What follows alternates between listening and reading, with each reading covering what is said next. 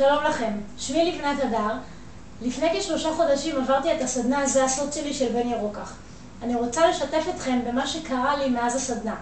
הגעתי לסדנה במטרה לעבוד על מספר תחומים בקריירה שלי, קריירת המשחק והקריירה בעבודה שלי כיחצנית יחסי ציבור.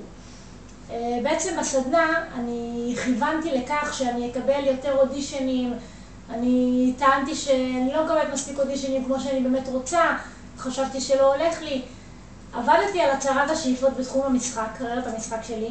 אני קוראת אותה כל יום, ואני שמחה לספר לכם ולשתף אתכם שהאודישנים שמגיעים אליי פשוט זורמים אליי כמעט אחת לשבוע, שזה משהו שלא קרה לי לפני כן.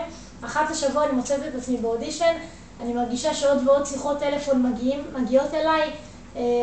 היום לדוגמה קיבלתי טלפון מפתיע, אני לא אספר לכם את זה עכשיו, אולי תדעו את זה בהמשך. ופשוט אני מרגישה שהכל זורם. לא רק שהכל זורם, גם למדתי בזכות הסדנה לאפשר לדברים לקרות. זאת אומרת, לא שמשהו יגיע אליי ואני לא יודע לקבל אותו, אלא משהו מגיע אליי ואני גם יודעת לקבל אותו, לפתוח לו את הדלת ולעשות אותו. לגבי הקריירה השנייה שלי, תחום יחסי הציבור, יותר ויותר קיבלתי ביטחון ואני מאמינה בעצמי היום שאני יכולה לעשות כעצמאית את מה שעשיתי עד עכשיו כשכירה.